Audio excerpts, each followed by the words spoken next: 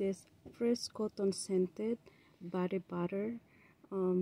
Smell really good. It's have infused with argan oil and also rosea butter for ultimate hydration. Napakaganda to siya pag ilalagay mo siya sa after pagkatapos mong maligo. Tapos i-dry mo siya sa skin mo. Pagkatapos mong maglagay ng lotion, ilalagay mo sa skin mo. Napaka bango. Tapos parang scented siya, tapos matulog ka.